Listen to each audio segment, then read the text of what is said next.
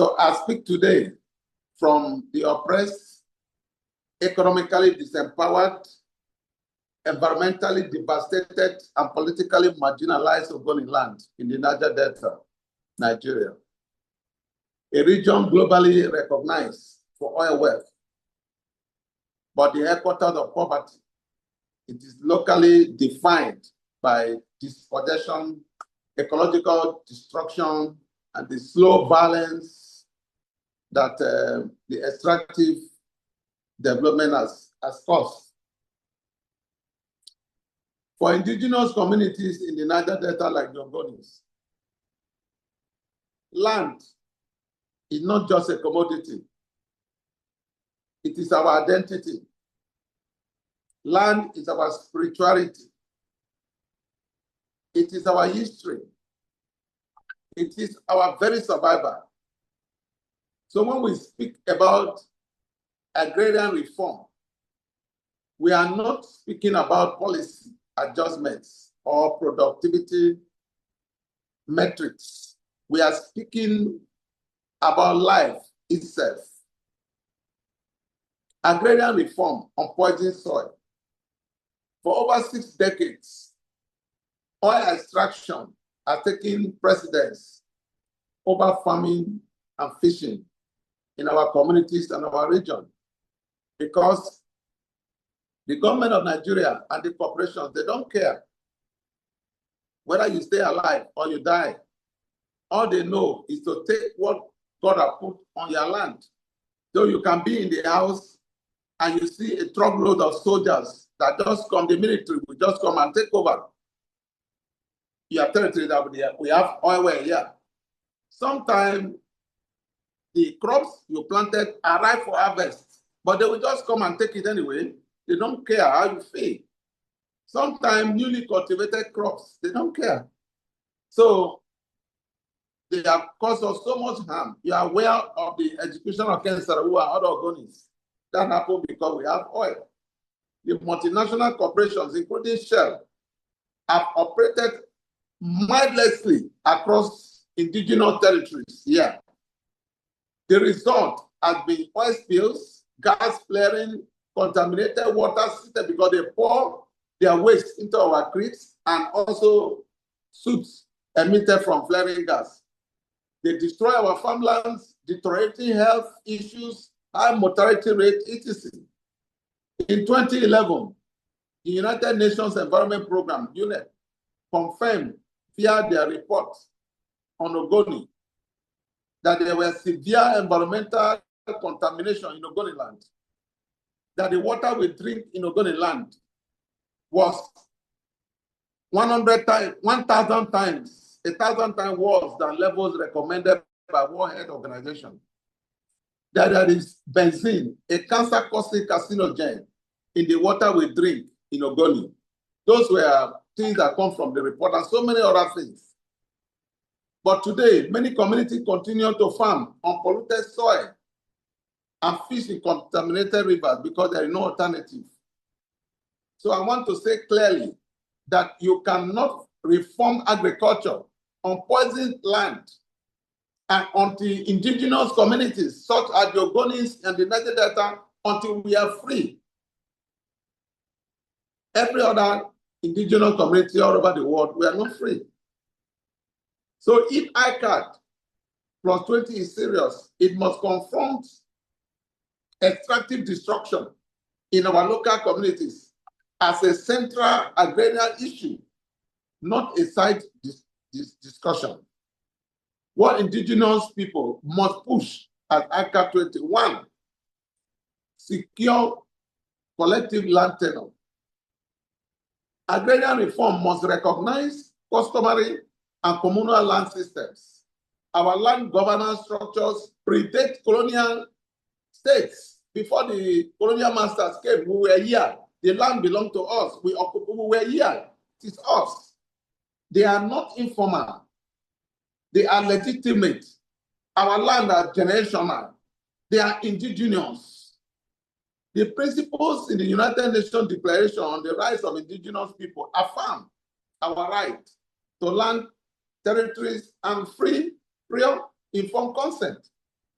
But recognition on paper is not enough. ICAD must push for one, legal protection of collective tenure systems. Two, enforcement of free prior informed consent. Three, protection against land grabbing and state-backed concessions, such as obtained in Nigeria, where an obnoxious Land Use Act was promulgated to take away all lands and territory belonging to indigenous people and communities in 1973. And that law is still on till today.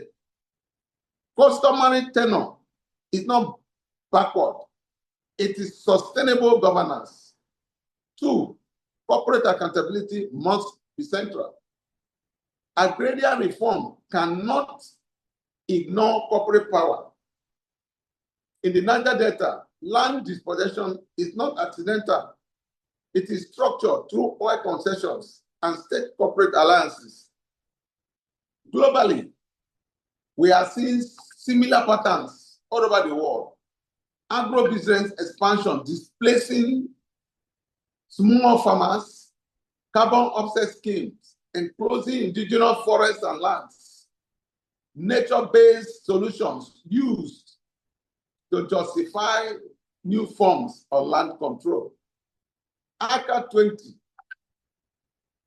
convened under the leadership of FAO of the United Nations must go beyond voluntary guidelines. Land reform that ignore corporate capture is cosmetic reform. If they ignore corporate capture, it is cosmetic.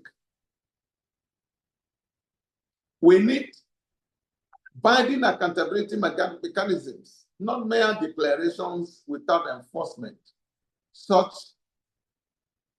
as the overused loss and damage funds. Since they say loss and damage fund, nothing has been done. If you go to COP, every year they make declaration on paper, and nothing is done, no enforcement. So this kind of thing must have binding accountability mechanisms. Number three, food sovereignty, not food security. There is an important distinction between the two. Food security asks, do people have enough to eat? But food sovereignty asks, who controls the land, the seeds, and the food system? Indigenous communities need sovereignty, control over production, over seeds, over farming systems rooted in agroecology. Movements like Labia Campesina have long insisted that peasants and indigenous people must shape food systems, not corporations. If ICA 20 focuses only on productivity and market relegation, it will fail. Food sovereignty begins with land justice. I think that is the beginning. Without land justice, there will be no food sovereignty. Number four, climate justice is agrarian justice. Climate change is already transforming rural life in the Niger Delta in Ogoni, where I come from. Flooding, civilization, biodiversity loss, all of these undermine farming systems. Yet, the communities least responsible for climate change bear the greatest burden. We are asked to make sacrifices for the calamity that we did not cause, that we know nothing about. Agrarian reform must integrate one, ecological restoration, direct climate finance to indigenous communities that are lost quite a lot, not their government that will take everything on their behalf. Three, reparative justice for environmental destruction. There is no rural development on a dying ecosystem. What we must be critical about. As we approach ICA 20 in Cartagena, we must also remain vigilant. First, we must be critical of voluntary frameworks without enforcement. Too often, conferences produce strong language on paper, but weak implementation. Secondly, we must question state-centered narratives. Government may speak of reform while criminalizing land defenders and suppressing community resistance. So they should not deal with government, they should deal with direct indigenous people that own land, that suffer the brunt of this whole mess. Thirdly, we must scrutinize the green economy. Carbon markets and conservation projects must not become new tools for land dispossession. Fourthly, we must watch for agro-business dominance and corporate power. It risks repeating the failure of the past system, what we are trying to run away from. People's critical for genuine agrarian reform.